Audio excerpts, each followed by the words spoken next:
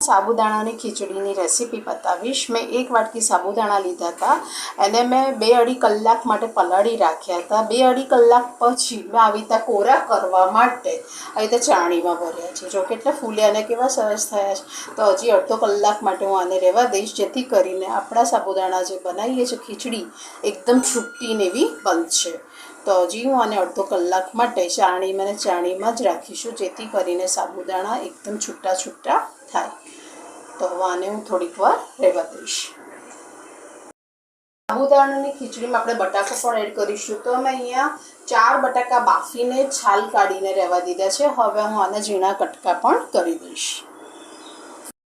સાબુદાણાની ખીચડી બનાવવા માટે મેં અહીંયા એક તાવડી લીધી છે, ગેસ ચાલુ કરી દીધું છે।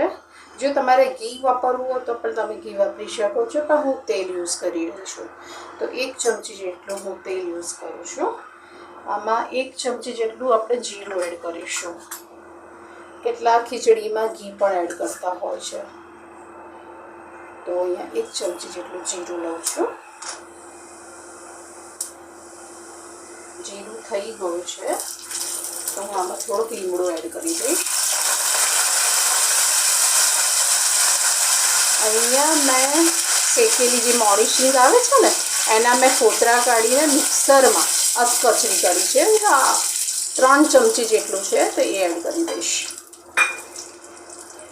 તમારી પાસે શેકેલી શીંગ રેડી ના હોય, ઘરમાં કાચી શીંગ હોય ને, એને શેકી કાઢવાની, ફોતરા કાઢી કાઢવાના, મિક્સરમાં અધકચરી કરી કાઢવાની।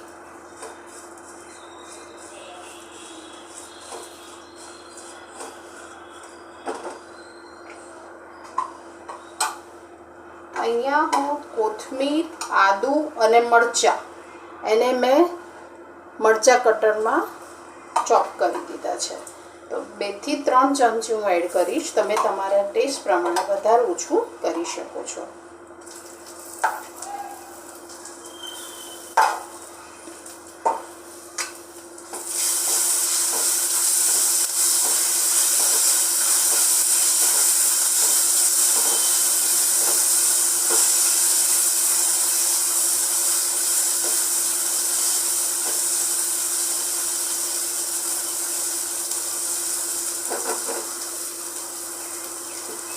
અહીંયા મેં 3 બાફેલા બટાકા લીધા। જો તમારી પાસે બાફેલા બટાકા ના હોય, કાચા હોય ને, તો ઝીણા સમારી થોડુંક પાણી એડ કરીને એને ચડવી દેવાના।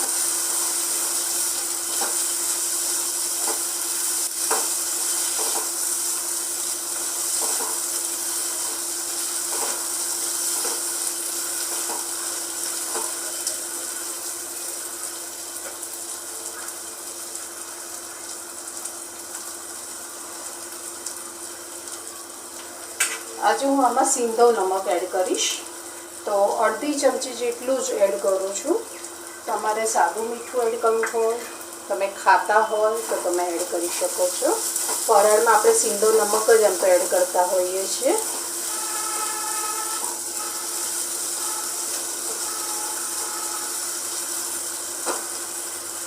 આમાં અડધી ચમચી જેટલું હું અહીંયા કાળા મરીનો પાવડર પણ એડ કરીશ। ટેસ્ટ બહુ સરસ આવશે। એક વખત તમે એડ કરી જોજો।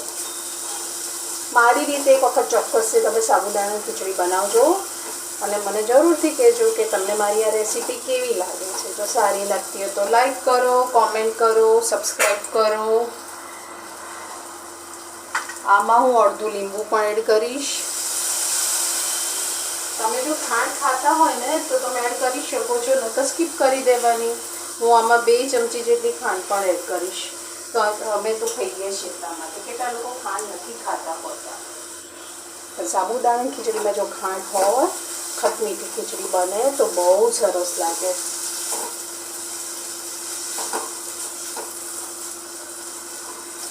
આજે આપણે આમાં ગરમ મસાલો નહીં યુઝ કરીએ, એની જગ્યાએ થોડોક જીરા પાવડર પણ લઈશું। તો અડધી ચમચી જેટલું જીરા પાવડર લઈ લઈશું અને હું આમાં અડધી ચમચી જેટલું જ લાલ મરચું એડ કરું છું કલર માટે।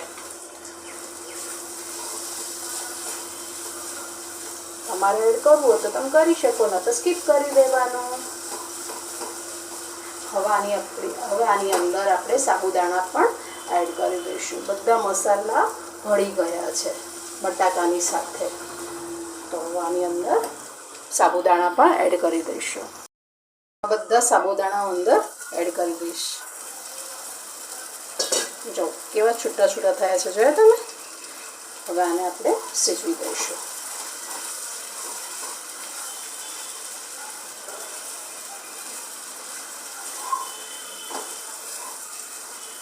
તમે હળદર પણ ખાતા હોય ઉપવાસમાં તો તમે એડ કરી શકો છો, પણ હું નથી એડ કરવાની.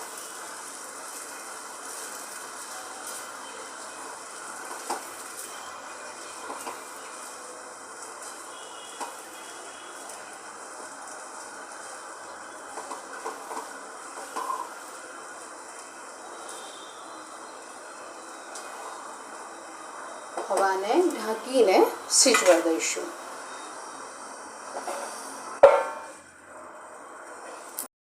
કરી જોઈએ કે હવે સાબુદાણા સોફ્ટ થયા કે નહીં.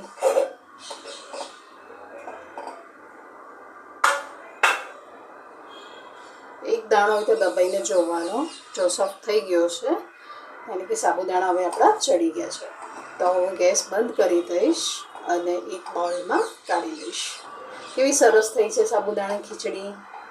તો તમને મારી રેસીપી કેવી લાગી? જો સારી લાગી હોય તો લાઈક કરો, કોમેન્ટ કરો અને સબસ્ક્રાઈબ કરો.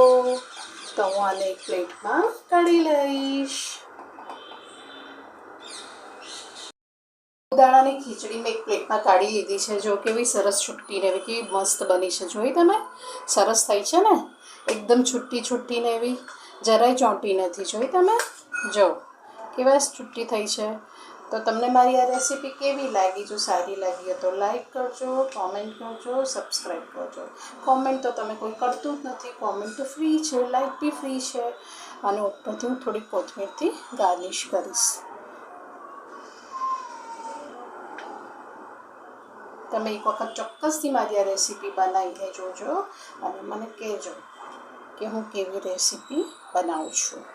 તો તમને મારી રેસીપી કેવી લાગી? સારી લાગી તો લાઈક કરો, કોમેન્ટ કરો અને સબસ્ક્રાઈબ કરો.